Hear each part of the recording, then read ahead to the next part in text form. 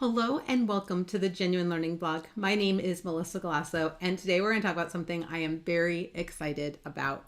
I have been really looking forward to doing this blog.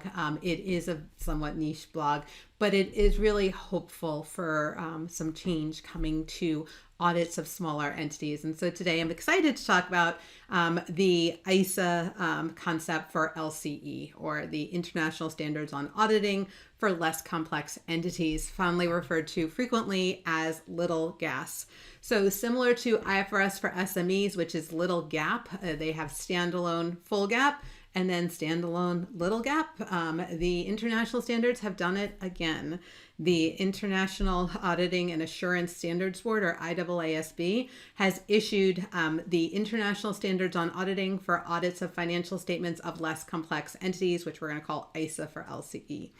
This came out in December. I was very excited about it, and it is a standalone framework. So as I said earlier, the whole point of this is to have little gas. Basically, you're going to have a standalone framework and able to provide reasonable assurance when performing audits of financial statements, right? That the financial statements are free from material misstatement for those entities, and it applies for any LCE, whether in the private or the public sector. So it is a standalone standard. It is based on the fact that the entity has implemented quality management. And the concept here is that it's done in the context of a complete set of general purpose financial statements. So it does provide, if you have to adjust for special purpose frameworks, et cetera, but really similar to how GAS is written, it addresses the general purpose financial statements. In this scenario, you wouldn't apply the full ISAs, the International Standards on Auditing. You would just apply the ISAs for LCE.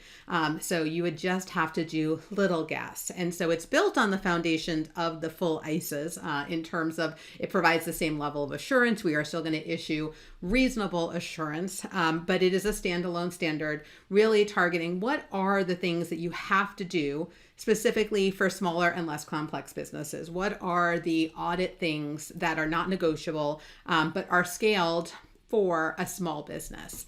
And there are limitations on usage, as you would probably imagine here.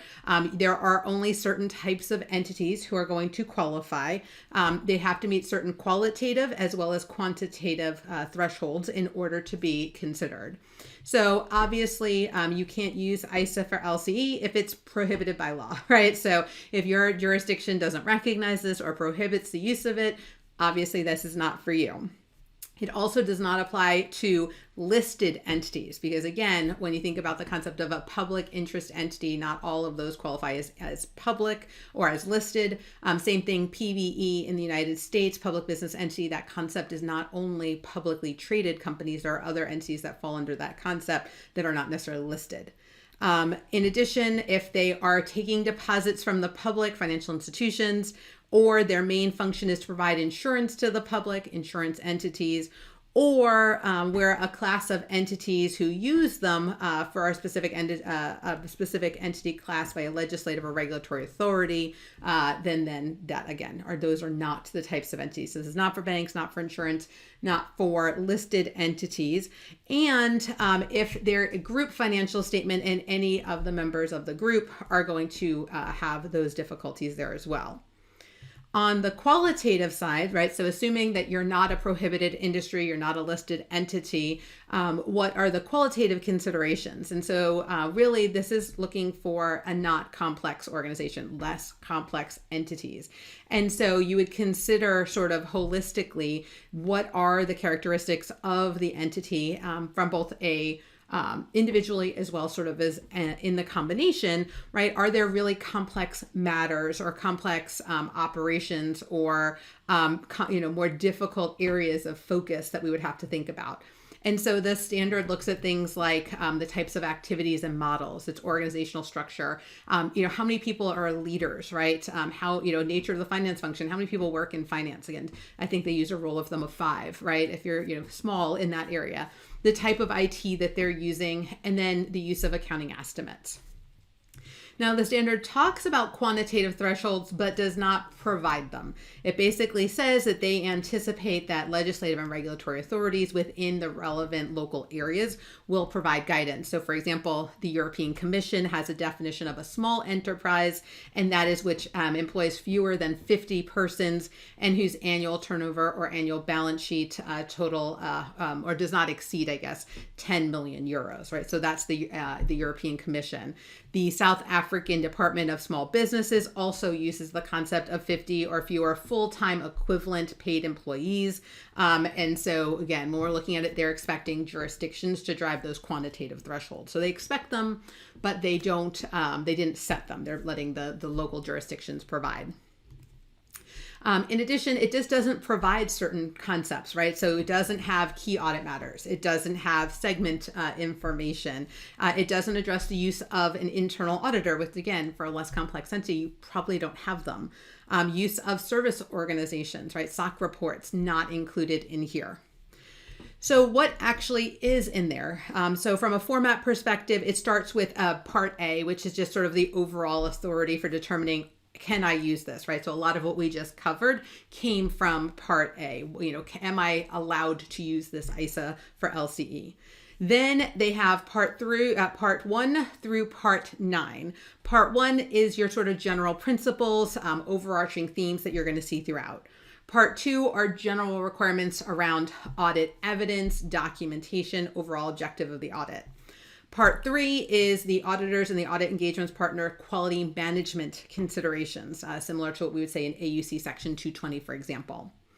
Then parts 4 through 9 are the detailed requirements, right? Acceptance and continuance, planning, risk assessment, responding to risk, and then concluding. And each of those parts 4 through 9, provides communication and documentation requirements for each of those different phases. And then it closes with Part 10, which is if you are a group audit and you are allowed to use the ISAs for LCE, what are those specific considerations there? And then an appendix, right? So the appendices include a glossary, the assertions, the illustrative engagement letter or illustrative rep letter that you would expect to see as sort of some of the materials here. So it's a nice, well-rounded format. And in the setup of it, it's kind of broken up for parts 1 through 10 with introductory material. This introductory material is usually a separate box sort of outside of the part. It doesn't create any obligation, but kind of gives you, the rundown of what that part does. Then obviously it goes over what is the objective of that part, kind of the requirements, what is the overall objective of the audit for that section. And then the requirements, and we're going to see the word shall. Requirements are going to use that shall term, similar to must in the US gas. And so those are going to be the requirements that are required to be met unless there is a conditional requirement and the condition does not exist. And then the very exciting area of what they're calling EEM, essential explanatory material, right? So this is what we would call in the United States application material. And this provides explanation for each of those specific sections or subsections. And these are going to be presented in italics in a separate blue box, right? To kind of call attention to them.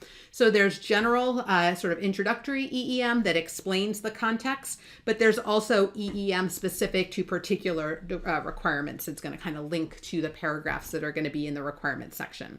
So that's sort of the overall look of what a chapter or what a part would look like within the guidance.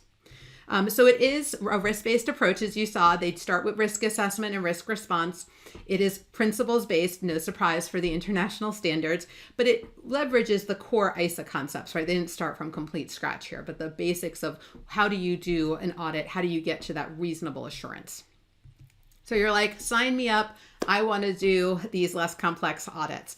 Well, there is early adoption, but it is effective for audits beginning on or after December 15th of 2025 for, again, jurisdictions that adopt or permit its use. And again, there is early adoption here. There is a quality management consideration that you do have to take into consideration. If you're interested in learning more, as I always recommend, they obviously have the final pronouncement on the website, which we have linked to in the notes. There's a fact sheet, which is really nice if you're looking to try to talk to someone about this. It kind of gives you a short, I think it's like maybe 4 or 5 page PDF that kind of explains what this is. That would be a nice introductory type of, to introduce this concept to someone. And then, as always, FAQs, frequently asked questions.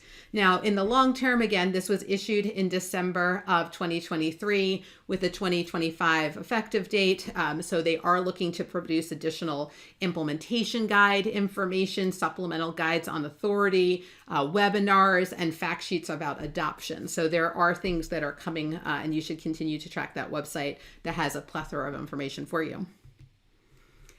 All right, well, that is a wrap on the Genuine Learning blog for this week. I have been really excited to talk about this because, similar to IFRS for SMEs and as well as FRF for SMEs offered by the AICPA, there is a way to scale things down for smaller entities that don't have the complexity to make it a reasonable request, right? So that when we're doing this, I think we've gotten too much into some of the checklists and less about what is the actual goal that we're trying to get into. So I'm hoping that this will start to see a difference for those smaller, less complex entities. So thank you guys so much for joining me today on the Genuine Learning blog, and I hope to see you on a future blog. Have a great day, guys. Bye-bye.